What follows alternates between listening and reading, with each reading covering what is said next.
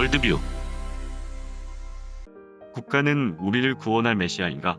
저자 김철옹. 서울대학교 사회학과를 졸업하고 장로회 신학대학원과 유니온 신학교에서 STM 인 에큐메닉스를, 미국 퓰러 신학교에서 신약학 석사와 박사를 마쳤다. 현재 장로회 신학대학교 교수이다. 2020년에 전염병이 우리 사회에 준 부정적 영향은 국가의 역할이 비약적으로 증가했다는 것이다. 전염병을 막기 위해 개인의 노력보다 집단 전체의 노력이 더 중요하게 되었다. 개인주의보다 집단주의가 강한 우리 사회에서 집단주의는 한층 더 강화되었다. 정부가 전염병에 대한 모든 정보를 독점하면서 국가는 전염병과의 전쟁에서 중요한 역할을 모두 떠맡았다. 이런 변화는 좋지 않은 변화다. 왜냐하면 그렇지 않아도 문재인 정부 하에서 국가의 역할과 권한이 증가하고 있었는데 전염병 때문에 국가의 권한이 엄청나게 강화되었기 때문이다. 현 정부 하에서 국가의 권한은 단지 보건의료뿐만 아니라 경제 분야에서도 증가하고 있다. 경제활동의 모든 영역에서 국가가 개입하고 간섭하고 있다. 개인의 재산권과 경제활동의 자유를 국가가 제한하고 억압해도 많은 사람은 그것을 잘못된 것으로 보지 않는다. 오히려 정부가 하는 일에 박수를 치고 더욱더 강한 지지를 표명한다. 왜 그럴까? 분명 우리가 모두 지금 잘못된 방향으로 가고 있는데도 왜 그들은 그것이 올바른 방향이라고 생각하고 있을까? 사실 그 이유는 간단하다. 국가의 역할에 대한 기대가 서로 다르기 때문이다. 2017년 7월에 발표한 문재인 정부의 5대 국정 목표 중 3번이 내 삶을 책임지는 국가였다. 솔직히 말해 너무나 매력적으로 들리는 슬로건이다. 4차 산업혁명이 가져올 미래는 모든 사람에게 불투명하고 불안정하고 불안하게 보인다. 4차 산업혁명이 아직 본격적으로 시작도 안 했는데 취업은 어렵고 현 정부의 경제정책 실패 때문에 경기는 더 나빠지고 있는데 전염병까지 덮쳤다. 폐업 속출의 파산 속출이다. 살기는 더 팍팍해지고 생활고로 인해 자살하는 사람이 점점 늘고 있다. 이 살기 힘든 세상 속에서 내 삶을 책임지는 국가는 너무나 달콤하게 들린다. 국가가 국민의 의식주를 비롯해 국민의 삶 전체를 책임진다는 약속은 내 맘속에 있는 미래를 향한 모든 불안을 한 방에 날려버린다. 마태복음 6장 31절.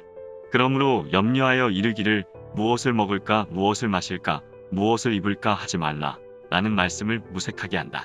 무엇을 먹을까 무엇을 마실까를 염려하는 것은 내일 점심에 짜장면을 먹을까 짬뽕을 먹을까를 고민하는 게 아니다.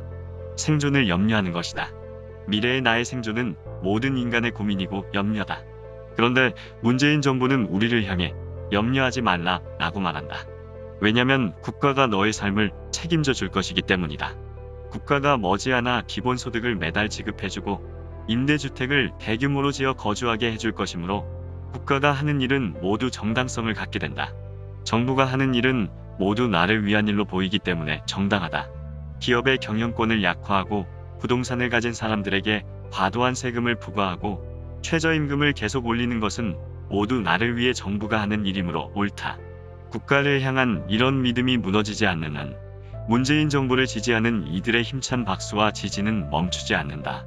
문재인 대통령의 지지율이 여전히 높게 나오는 이유는 문재인 대통령이 단순히 한 개인이 아니라 내 삶을 책임지는 국가를 상징하기 때문이다. 정말 국가가 나의 삶을 책임져주면 좋은 것일까? 솔직히 너무 좋을 것 같다. 천국이 따로 필요 없을 것 같다. 그러나 한번 생각이란 것을 해보자. 국가가 모든 국민의 삶을 다 책임져 주려면 어떤 조건이 필요할까? 먼저 국가는 지금보다 더 많은 권력과 권한을 가져야 한다. 모든 국민을 먹여 살리려면 지금보다 더 큰 관료 조직을 가져야 한다. 국가는 지금보다 더 많은 돈을 가져야 내 삶을 책임질 수 있다. 내 삶을 책임지려면 국가의 입장에서는 세금을 더 많이 걷는 것으로는 당연히 부족하다. 한 나라에서 1년에 발생하는 모든 생산의 수익을 다 가져가야 1년 동안 모든 국민의 삶을 책임질 수 있는 돈이 생긴다. 삼성이고 현대고 무엇이든 간에 기업을 다 국유화해서 그 수입을 국가 재정에 넣어야 한다. 더 큰 국가, 더 큰 정부가 필요하고 모두에게 필요한 것을 계획해서 생산하고 공급하려면 거의 무제한의 권력과 권한을 국가가 가져야 한다. 행정부는 당연히 입법부와 사법부를 압도하는 권력을 가져야 한다. 행정부는 만능이어야 하고 그 권력은 절대적이어야 한다. 우리인이 하고 싶은 것 다 해 정도는 되어야 국가가 내 삶을 책임질 수 있다. 자, 그렇다면 이런 국가, 이런 사회를 우리는 무엇이라고 부를 수 있을까? 딱 맞는 명칭은 바로 전체주의다. 우리 사회가 전체주의로 가지 않고도 국가가 내 삶을 책임질 수 있을 거야 라고 생각한다면 그것은 핑크빛 꿈이다. 전체주의 사회가 되어도 내가 지금 가진 자유와 권리는 그대로 유지될 거야 라고 생각한다면 바보다.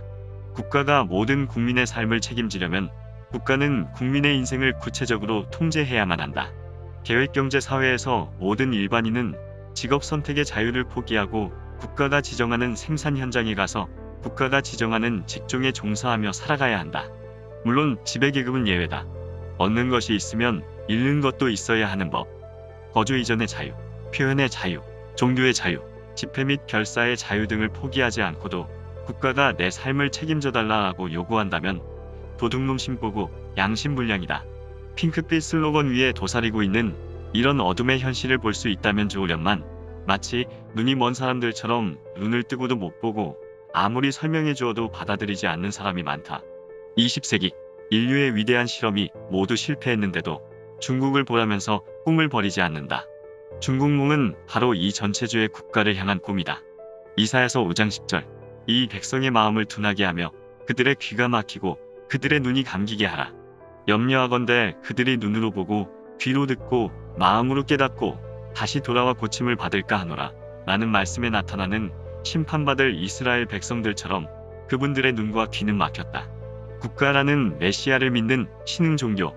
국가가 나의 삶에 필요한 모든 것을 내가 죽을 때까지 책임지고 제공해준다면 국가는 나를 이 험한 세상에서 구원해주는 구원자다. 국가가 메시아고 그 국가의 지도자가 나의 메시아다. 국가가 나의 삶을 책임져 줄 것이라는 맹목적 신앙을 바탕으로 해서 거짓 종교가 탄생한다. 이 사이비 종교에 빠지면 더는 하나님께 오늘 우리에게 일용할 양식을 주시옵고 라고 기도할 필요가 없다. 왜냐하면 일용할 양식은 하나님이 아니라 국가가 주기 때문이다. 예수 그리스도는 우리를 향해 내일 일을 염려하지 말라 라고 말씀하신다. 그런데 이 거짓 종교에서는 국가가 내일 일을 염려하지 말라라고 속삭인다. 그래서 이 신흥 종교에서 국가는 하나님을 대체하고 국가가 하나님의 자리를 차지한다. 전체주의에서 국가는 우상이 된다. 전체주의 국가에서 국가 지도자가 쉽게 우상화되는 것은 이런 이유다. 전체주의 이념 자체가 종교성을 띠고 있고 전체주의 사회에서 국가가 참된 종교와 항상 적대적 관계를 갖는 것도 이런 이유다. 국가를 나의 구원자로 섬기는 이 종교에 빠지면 필로폰 중독자가 마약에서 벗어나지 못하는 것처럼 중독 상태에서 쉽게 벗어날 수 없다. 벗어나는 순간 험난한 이 세상을 마주해야 하는데 나는 아무런 준비도 되어 있지 않기 때문이다. 내 삶을 내가 스스로 책임져야 하는 현실을 마주하고 싶지 않기 때문에 내 삶을 책임지는 국가라는 종교에 더욱 심취하게 된다. 누가복음 16장 13절 너희는 하나님과 재물을 겸하여 섬길 수 없느니라. 에서 재물은 헬라어로 맘모나스다. 여기에서 맘모니즘이란 말이 유래한다. 맘모니즘은 배금주의라고 번역한다. 오늘날 우리 사회에서 배금주의는 무엇인가? 바로 전체주의 국가에 대한 환상이다. 내 삶을 책임지는 국가가 바로 맘모니즘이다. 국가가 매달 내 주머니에 돈을 넣어주겠다고 약속한다. 국가가 나를 100% 취직시켜주겠다고 약속한다. 내가 살 집을 내가 장만하지 않아도 국가가 무상으로 제공하겠다고 약속한다. 이것보다 더 강력하게 인간이 가진 배금주의를 자극하는 것은 없다. 누가복음 16장 13절을 오늘날 우리에게 적용하면 이렇게 바꿀 수 있다. 너희는 하나님과 국가를 겸하여 섬길 수 없느니라.